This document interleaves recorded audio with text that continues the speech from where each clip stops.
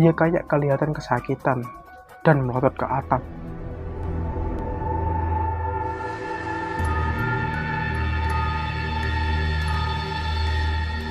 Di situ si Jalal langsung ngeluarin buku catatan untuk ngedata keluarga tersebut. Di situ kelihatan cuma ada bapak dan satu istrinya dan satu anak dan satu ibu parubaya yang tadi yang masih ngawasin terus dari teras rumah. Fuad ngerasa tidak nyaman berada di dalam rumah itu karena dia selalu diliatin sama ibu-ibu itu pakai mata yang merah dan raut muka yang sangat marah. Dan juga nggak tahu kenapa selama di dalam rumah itu Fuad ngerasa kalau badannya nggak enak dan lehernya kerasa kayak ada yang neken dari belakang, dan itu rasanya sangat berat banget. Fuad minta kepada Jalal untuk segera nyelesain ngedata keluarga tersebut supaya mereka bisa langsung pamit buat balik. Singkat cerita, pendataan pun selesai, dan ketika di perjalanan balik Fuad masih ngerasa sakit di lehernya. Dia mikir apa masih ada hubungannya sama ibu-ibu yang tadi yang ngeliatin dia terus.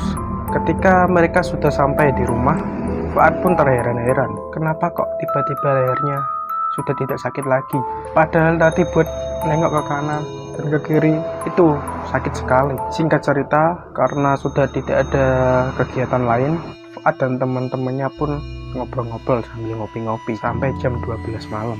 Dan mereka semua nonton TV dan gak sengaja nih nonton di salah satu acara yang acara uji nyali itu. Nah, pas acara itu lagi iklan, tiba-tiba ada suara ketawa.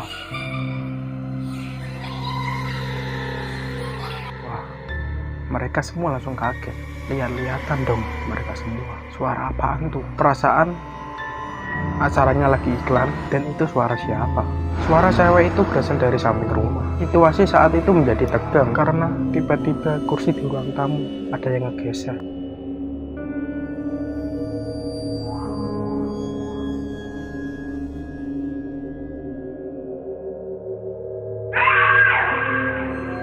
Tapi mereka semua berusaha buat tenang dan selalu berdoa semoga nih setan-setan bisa cepat pergi. Gak lama kemudian, salah satu temennya Fuad yang lagi tidur di kamar, kita sebut aja namanya Sandi, itu lagi ngiko atau gimana, ia teriak, "Pintu jangan dibuka.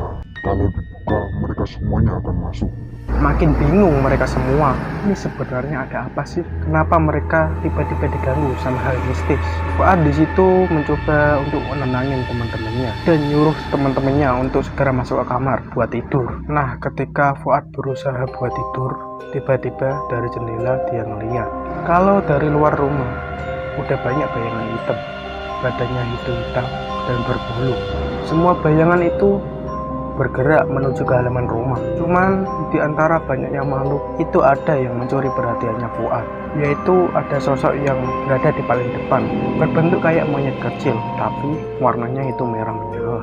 Dan auranya itu beda dari yang lain. Menurut gue sih itu pemimpinnya. Tapi yang lebih mengherankan lagi, makhluk-makhluk itu cuma bisa sampai ke teras rumah, gak bisa untuk masuk ke dalam rumah.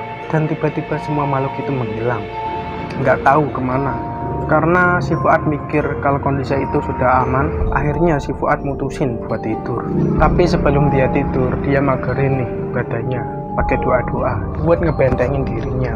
Besokan harinya mereka pun mulai aktivitas kayak biasanya, jalan proker-proker yang sudah mereka buat. Hari itu mereka datang ke batas desa untuk membuat tugu dan monitoring kesehatan keluarga dari setiap rumah.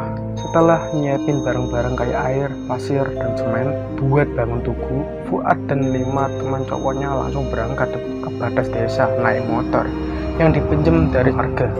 Pas perjalanan, mereka nggak sengaja lihat ke arah hutan dan mereka agak terkaget-kaget di situ. Di dalam hutan itu ada rumah-rumah kecil yang dikelilingin sama kain merah. Padahal di hari-hari sebelumnya, setiap kali mereka lewat situ, nggak pernah lihat rumah-rumah itu. Tapi Fuad gak mau ambil pusing.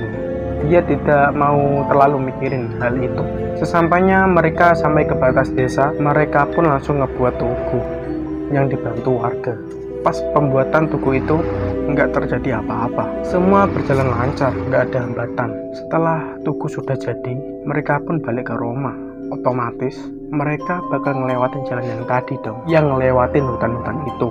Ketika mereka ngelewatin hutan-hutan itu lagi, ingatkan sama rumah-rumah yang tadi yang dikelilingin sama kain merah. Nah, itu sudah nggak ada. Fuad makin bingung dan bertanya-tanya sebenarnya apa yang terjadi.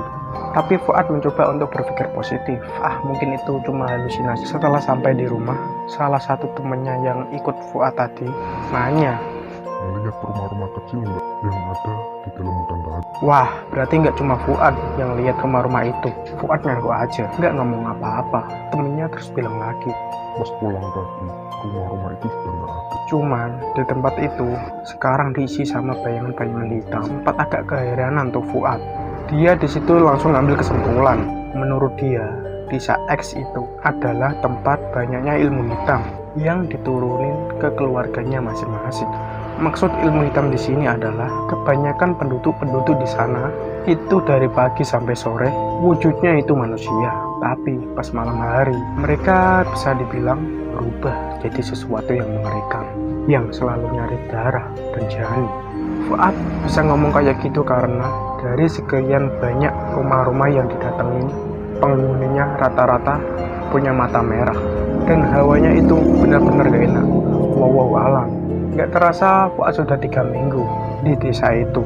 Kadang-kadang desa dan teman-temannya berkunjung ke dusun lain, tapi sama aja di sana. Di sana juga tidak luput dari gangguan-gangguan. Teman-temannya cerita, ada yang lihat pocong, sampai ada yang lihat kuntilanak terbang. Tapi itu masih biasa. Ada satu kejadian yang buat Fuad harus bekerja keras buat ngusir makhluk-makhluk itu. Waktu itu jam 7 malam, Fuad lagi asik tuh main game di laptop.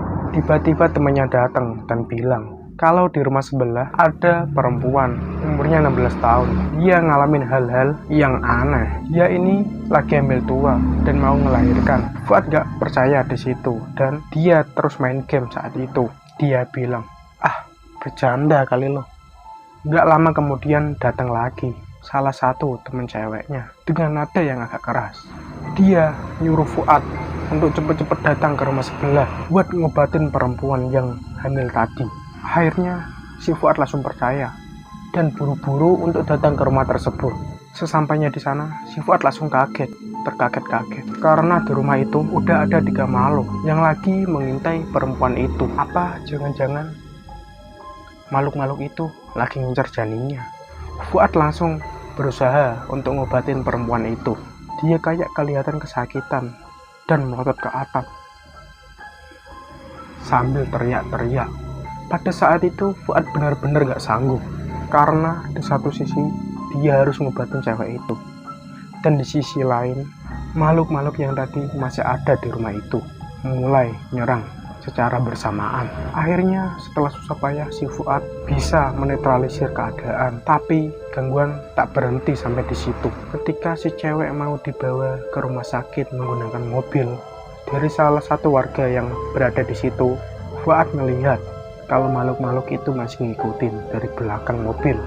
Fuad dan teman-temannya pun ikut nganterin dan masuk ke dalam mobil karena waktu itu keadaan jalan nggak normal.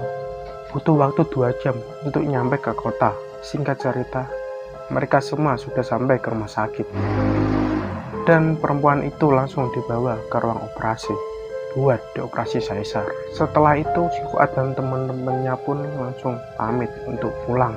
Fuad dan teman-temannya sampai ke rumah pada pukul 11 malam dan mereka langsung beristirahat.